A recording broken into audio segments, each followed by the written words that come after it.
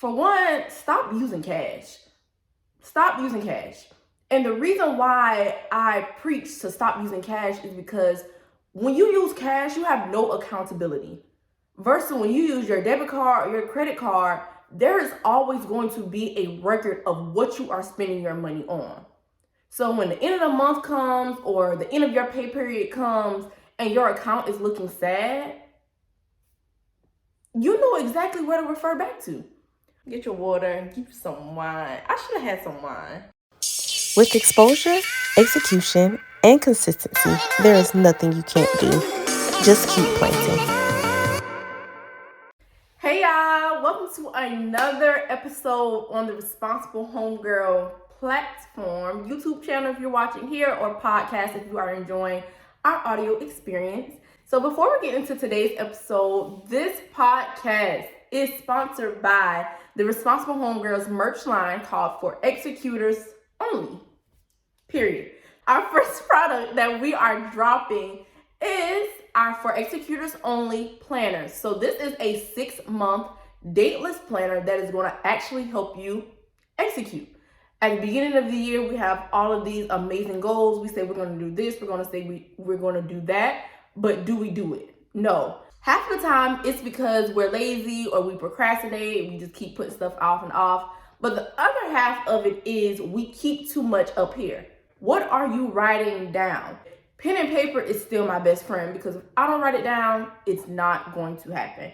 I'm as consistent and as disciplined as I am in my personal and professional life because I write things down. I journal, I reflect, I look back on everything, and I make improvements. So the For Executors Only planner is simply wanting to help more young adults actually execute, actually do what you say you're going to do. So now, on to today's episode. We are going to be talking about one of my favorite sayings that I always say. Manage your money so your money doesn't manage you. I always say this. Now, what does that mean? Manage your money so your money doesn't manage you. We live in a time right now, and really a lot of people live like this. They are just surviving. They're surviving, they're not thriving. They're living in the moment. They're doing just enough to get by, pay their bills, buy a little outfit here and there, go out to eat here and there, or go out to eat a lot. It really just depends on your financial situation. But they are not managing their money. They are letting their money manage them. And it's not until something drastic happens or something detrimental happens until they realize, wow, I haven't been managing my money. So on today's episode, we're going to be talking about how to manage your money, giving you the basics, and really helping you understand how to use money as a tool for your benefit. There are only 4 ways to use money: save, spend, invest, and give. I call it for short SSIG. Shout out to all my babies out there, my middle schoolers that I taught that to, and really everybody, honestly, because it is a great way for you to remember. In a perfect world, we will want all of these areas to be in balance, meaning that you have money in each and every one of these buckets. But ideally, sometimes it doesn't always happen like that. But what I don't want for you is to have these 4 columns and it's like 0 for save, then you have thousands in the spend column, then you have 0 in invest, and you have 0 in give. Make that make sense. And I don't want you to be so surprised and shocked, like, dang, 0,000, 0. Yes, a lot of people, that is their whole entire financial situation. But the goal of this podcast, specifically this episode, everything about the Responsible Homegirl, is to really help y'all understand that money is deeper than just making it, spending it, and barely saving it. Money is deeper than going to somebody's job or starting our own business, working for the money. It's deeper than spending it. We buy this, we buy that, any and everything to make us feel good in the moment, and then barely saving it. We have to be saving for like something extravagant for us to be saving. But your emergency fund looks crazy. Make it make sense, okay?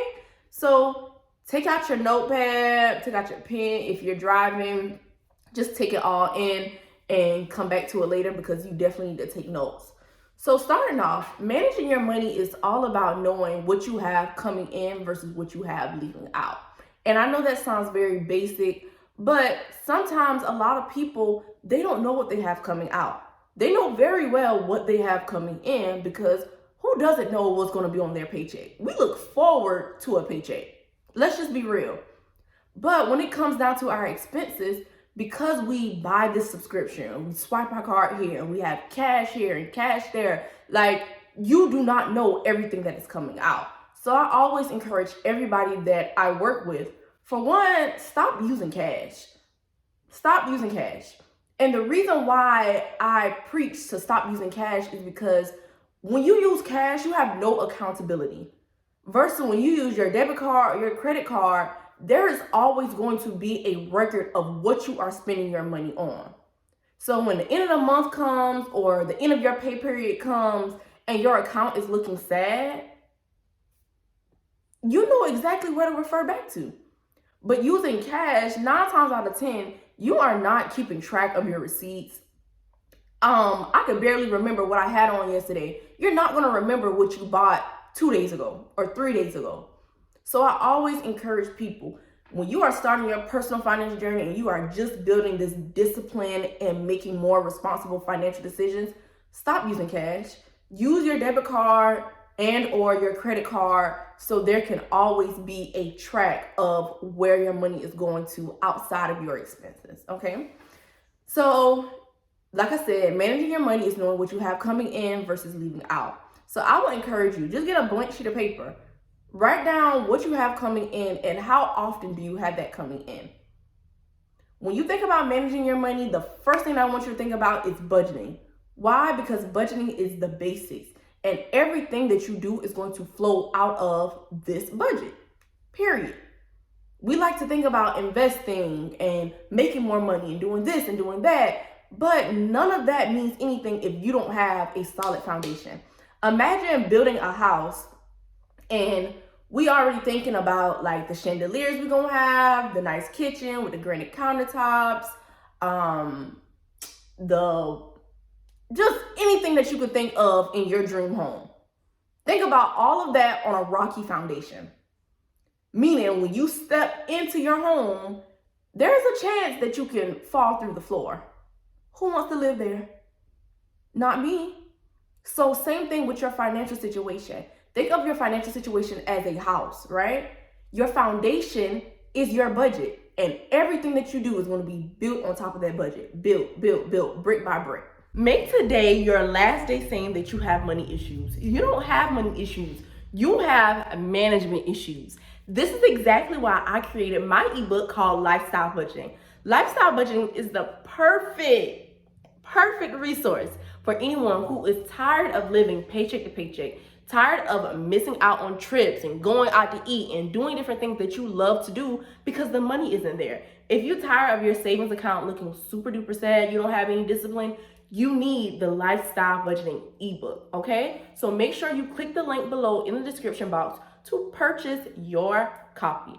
Also, use the discount code Execute. Use that discount code, you get 10% off. Make sure you purchase the ebook, and let's get back to the episode. So once you write down your income and how often you get paid, that is going to determine how often you budget. So if you have like a typical 9-to-5, or you work anywhere where you're getting paid bi-weekly every 2 weeks, that is how often you're going to budget your money. Every time you get paid, you're going to do this budgeting method that I'm sharing with you. If you're a bartender or a server or just any sort of independent like job where you don't work or you don't get paid on a consistent basis, you get paid when you work, then I would recommend that you budget once a week. So once that work week is done, budget. Put the money into your bank account, especially if you're dealing hard and heavy with cash. And like I said, use that debit card and use that credit card.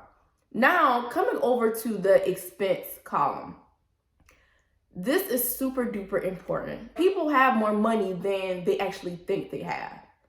So I tell y'all no lie, I can remember having a budgeting session with a client, and we're going through her bank statements. We usually start at the top of the month. So let's just say it's December. We're gonna start the month prior to get like a whole picture. So we're meeting in December. We're gonna go back to November bank statements. So starting at November 1st and all the way down to November 30th, looking at what did you spend your money on. So as she is telling me all of these different things that she's spending her money on, and I'm writing it all down, typing it out, it's calculating it in the Excel spreadsheet. It's one particular area. Sis was spending over $200 on subscriptions. Over $200 on subscriptions. She surprised me, but she definitely surprised herself. Because she was like, Kiani, I don't even watch TV that much. What in the world? So when you are going through that expense column, pull out your bank statements. Pull out your bank statements. Start at the top of the month and go all the way down to the end of the month. Do it for the previous month so you can get a full picture of everything that you have coming out automatically. And I guarantee you will find something in that expense column that you probably don't use that much and that you can get rid of. Okay? After you have written down your income versus your expenses, now each and every time you get paid, like I said earlier, you're going to budget. We have been conditioned to believe that we need to do monthly budgets. We are not doing cookie cutter monthly budgets because that is not sustainable. No. Every time you get paid, you need to budget. So after you have wrote down your income for this pay period, you have wrote down your expenses for this pay period, because everything needs to be separated. Now, like I said earlier, 4 ways to use this money. So if there are 4 ways to use this money, then that means there are 4 ways to allocate the money. So with those 4 columns that I told you to create, SSIG, save, spend, invest, and give. I always say, pay yourself first, no matter what. Pay yourself first. Well, me personally, I pay God first. So I pay 10%. I pay 10% to my church that I go to. Shout out to Ford City Church. Y'all definitely need to check them out. Pay 10% first, and then after that, I'm paying myself. A good rule of thumb is to pay yourself anywhere between 10 and 20%. If you can pay yourself 10 to 20%, oh, you in the game for real. So save anywhere between 10 and 20%. Save column. Now your spend column. Remember earlier I told you that you needed to basically tally up all of your expenses for that pay period. So whatever that total number is, you're going to take that number and you're going to put that under your spend column. Why? Because that is money that you have to spend and it's going to come out of your account regardless. That's your spend column. Next, you have your invest column. What are you investing? What are you investing? If you are investing outside of your employer, like with a Roth IRA, that's something that you can invest in. If you are investing in your self-education, like you want to learn a new skill, a new talent, you want to take a course. If you are investing in your self-education by purchasing books, by being a part of a membership program that's going to help you grow and take you to the next level, that's investing in yourself. So think about, what ways am I going to invest in myself this pay period? And then last but not least, the give column. Giving is so important, and it's the thing that most people leave out. One thing that I love that they say at my church, Forest City, is we give to give. So as you give, God is like literally giving you more room to give. Don't think of giving as a place of lack, like, oh, I barely got this, so I can't give you this. No, give, because as you give more, God is going to make room to give you more. Give you more so you can give more. So it's like a never-ending cycle, right? So like I said, 4 columns, SSIG, save, spend, invest, and give. So after you have kind of went through each and every one of those areas, now you just start the cycle all back over again. So starting off with saving, what is it that I really want to save for? Don't just save just to save. Save with a purpose. Save with intention. Do you have a trip coming up? Is somebody's birthday coming up? Do you want to save just for leisure activities or hobbies? About 70% of Americans don't have $1,000 in their savings account for an emergency. 70% of Americans don't have $1,000 in their savings account for an emergency. So think about it. Do you have your emergency fund fully funded yet? And when I say fully funded, I mean anywhere between 3 to 6 months of your expenses, your monthly expenses. If it's not fully funded, that is okay. It takes time to build that emergency fund, but that's one area that you can start pushing out money to. Push it out, push it out, push it out. Because when something comes up, you don't want to be tripping about it because the money is there.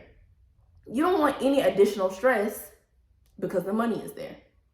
So think about other ways beyond your emergency fund, ways that you can save, and that's going to encourage you and entice you to save and not just spend. So the next column, spend. What number would be comfortable for you if you just have it in your checking account? Remember earlier we talked about expenses, but we didn't talk about the things that fluctuate, go up and down, like food, groceries, gas, shopping, any of that stuff. How much money do you want to allocate towards that? So once you choose that number, that's what you have for your spend column. Once it's out, it's out. I'm not the type of person that says, oh, I'm only spending $200 eating out, or I'm only spending $100 in gas. I'm not doing that. Why? Because that's too much on my mental and it's not sustainable. But if I know for a fact that I only have $400 in my checkings account, after that, if I'm going through that 2-week pay period and I'm just spending, acting crazy, then the next decision that I have to make is, am I going to transfer something to my savings, or am I just going to have to wait and sacrifice until the next 2 weeks? So in your spend column, give yourself a reasonable amount that you can have, that you'll be comfortable to pay for things that fluctuate and go up and down. Like I said, with shopping, with your gas, with your food, different things of that sort. Next, invest. We touched on that earlier. And then giving. What do you want to give? It doesn't matter if it's small, big, medium size, give something. So all of those 4 things. So when you are working through, I call it lifestyle budgeting. That's my method of just writing down your income, your expenses, and then allocating your money in those 4 different columns. There are a few things that I want you to think about. 1, your financial goals. If you don't have financial goals, get you some ASAP. Like ASAP, because that is going to help you figure out how you want to allocate the money. So an example of how your financial goals help you allocate the money, say for instance, you are a person, or no, I can actually use a client example. So I had a client who had maybe about $3,000 worth of credit card debt. Now, credit cards are a great financial tool. I'm all for using credit cards because 1, they help you boost your credit score, and 2, you get more benefits by using a credit card versus a debit card. But the thing is, if you don't know how to effectively use a credit card, it can hurt you more than it can hurt you more than help you. So that's a whole nother video, but I'm gonna just share this piece. I do not recommend having credit card debt. Why? Because the interest rate is crazy. It's gonna be anywhere between 15% plus. And most credit cards, your credit card interest rate is about 20-something%. So that is a lot of interest that they are charging you just to borrow the money. So this particular client, she had a little over $3,000 in credit card debt. I said, when do you want to be consumer debt free? She said, in the next year, I don't want to have no credit card debt. So I'm like, okay, let's divide this $3,000 by 12. We are assuming that you're not going to put anything else on your credit card, which may or may not be true, but we can come up with a strategy. Let's just figure out how we're going to pay off this $3,000. So when we divided that $3,000 by 12, boom, that instantly gave us a number of how much extra money she needed to be putting towards her credit card bill so that she could have this paid off. Because it's all good and dandy to just pay the interest, or not just pay the interest, to just pay the minimum payment when you're just doing enough to get by. But no, when I tell you these credit card companies, they make bank off of the people who only pay the minimums. They make bank because the interest rate is crazy. So if you are listening to this and you know for a fact you have credit card debt, that would be one of the first debts that I work on because of the high interest rate. And just by doing that simple activity, figuring out when you want to be consumer debt free, dividing it by the amount of months that's going to tell you how much extra money to put towards that. Say for instance, you don't have all of that extra money to put towards that credit card debt. Take a portion of it, take half of it and put to it. And anytime you get some extra money coming in, you're going to say, okay, I'm going to put this towards my credit card debt. So that's one example of how having that financial goal can propel you to figure out how to make more responsible financial decisions and really allocate the money. So once we did that activity and she saw that number amount, she's like, okay, well, I need to put more money in my spend column because now I have just made another bill. Any bills that you have, spend column, the money is gone. The money is gone. So another good example of why having financial goals can help you, let's say for instance, or this is a great example, every June, me and my sisters, we do an annual sisters trip. If I don't want this to be taxing on my checking account when it comes time to, let's start say we plan in like April, I can start planning in January to pay for this sisters trip in June. If we know on average this trip is going to cost us $600 to $700, okay, Key, go ahead and start putting a certain amount towards this trip right now, so when the time comes, it's not taxing. Does that make sense? I say that like y'all can talk back to me. But yes, have financial goals. What do you want to save? What do you want to invest? Do you want your business to grow? What is it going to take for your business to grow if it's going to take something monetary? What trips are you going on? I need you to sit down, get still, and think. And you're going to do this every single pay period. Now, the great thing is because you budget every single time you get paid, your financial goals, they probably won't change as often as you get paid. So it's going to be like you are continuously updated on where you are on your goals, and you can see that you're making progress. A lot of people, they don't accomplish their goals because they just give up too early because they don't even see how far God has already brought them. Be strategic, plan it out, and keep on going. Manage your money so your money doesn't manage you. Our money manages us when we don't have structure. Our money manages us when we don't have a plan.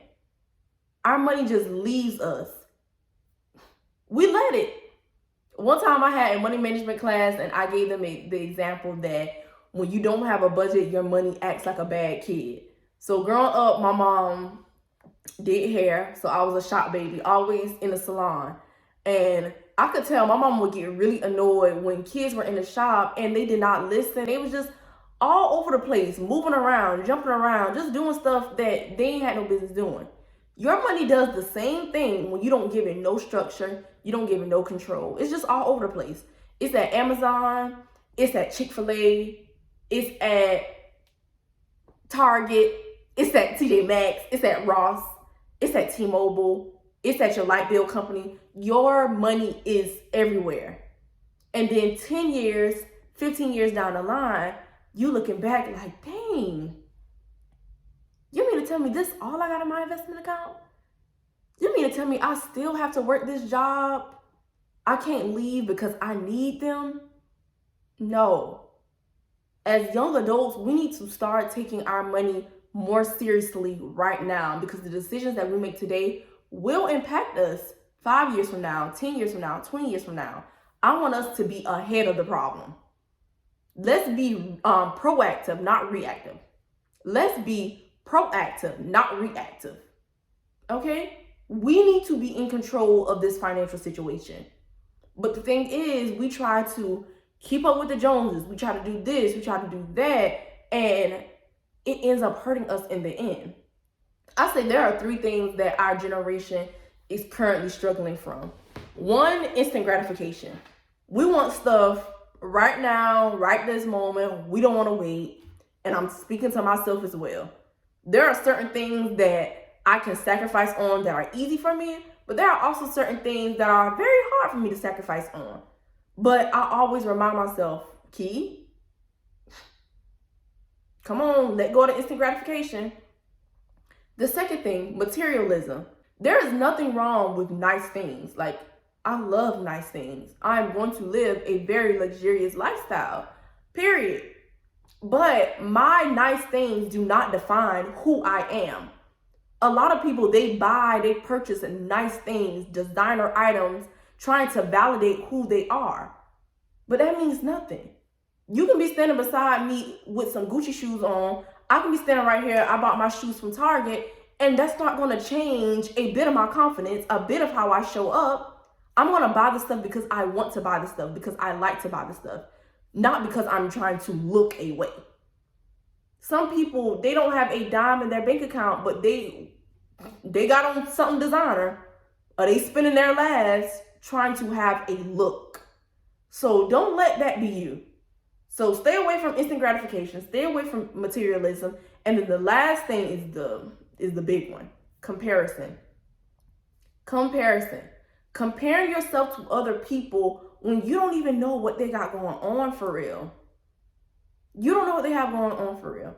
I read this quote one time that says, comparison is the thief of joy. I think that's what it said. Comparison is the thief of joy. You should not be comparing yourself to people, period. One, we live in a generation of flexers, cappers, and it's just, this stuff is not real. It's not real at all. And one time I read in this book called Do It Afraid by Joyce Meyer, and she said, comparison is not of God. Why? Because there are two emotions that come out of comparing yourself to other people. One, a spirit of pride, meaning you're looking at somebody and saying, they doing this, I'm doing that, I'm better than them, this, that, and the other. Or the spirit of discouragement, meaning you're looking at somebody, comparing your journey to their journey, and you get discouraged. You're thinking that God isn't blessing you, or that you are not doing enough. Like, you're just basically putting yourself in a position to be down. So comparing yourself to other people leads to two emotions: a spirit of pride or a spirit of discouragement, and none of them are God. So both of them kind of like woke me up. In all, with those three things that I said, instant gratification, materialism, and comparing yourself to other people, all I can say is run your own race at your own pace. Run your own race at your own pace. Stay in your lane. If you're driving on the highway, you're supposed to be looking forward. If you're too busy looking to the left, looking to the right, looking through your rearview mirror in the back, 9 times out of 10, you are going to miss something. You are prone to get into an accident. Because what if the person in front of you is stepping on their brakes, but you too busy looking back, or you too busy looking to the side, then boom, you done ran right into the back of them. So stay in your own lane, stay focused on what you have going on, stay committed to your journey, because you do not know. You don't know what other people are going through. You don't know even what I'm going through. Even though I put myself out there on social media, I show y'all the pieces of my life that I want y'all to see. Period. I'm just being real. I'm not putting like all of my personal business on social media. So same thing when you're looking at other people's lives, other people's lives. They are showing you what they want you to see. Same thing. So don't let that social media stuff fool you. Stay committed to your journey. Manage your money so your money doesn't manage you. Get in the habit of making sacrifices. I'm telling you that right now. And sacrifices are not cool at all. Sacrifices don't feel good. It takes a whole lot of discipline. But guess what? They will pay off. There's a reward on the other side of that sacrifice. There's a reward. I heard a quote one time that said, if you want to live like no one else lives, you have to live like no one else lives. So good. I gotta say it one more time. If you want to live like no one else lives, you have to live like no one else lives. Meaning you have to do things different. You can't do what the crowd doing. You can't do what everybody else doing, because what the masses do is not different. We have 1%ers for a reason. Okay? So actually, I'm done preaching to y'all. I hope you enjoyed this episode. I hope that you take something from it and you actually use it.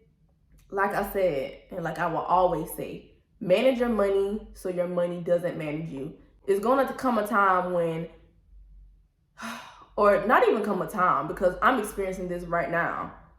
If my sisters hit me up and say, let's go, I'm just using Tata for example, because that girl loves to take a trip.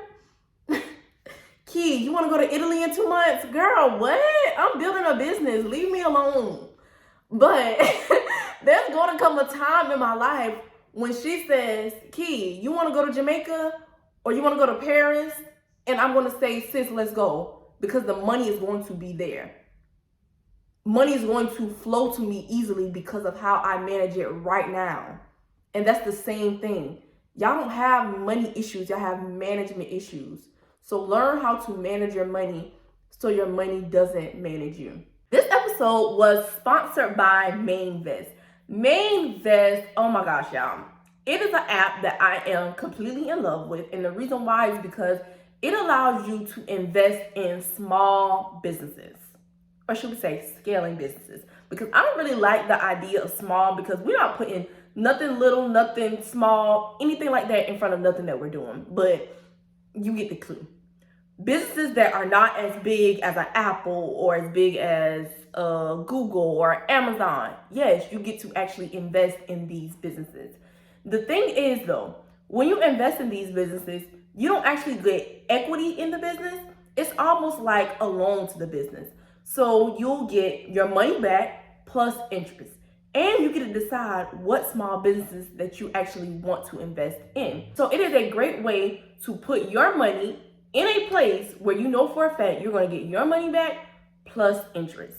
So please, if you are interested in making a difference within our local business community, make sure you check out Mainvest. So thank y'all so much for tuning in to this episode. I hope you have taken something out of it that you can actually apply. And always remember, with exposure, execution, and consistency, there is nothing you can't do. Bye, y'all. See y'all next week.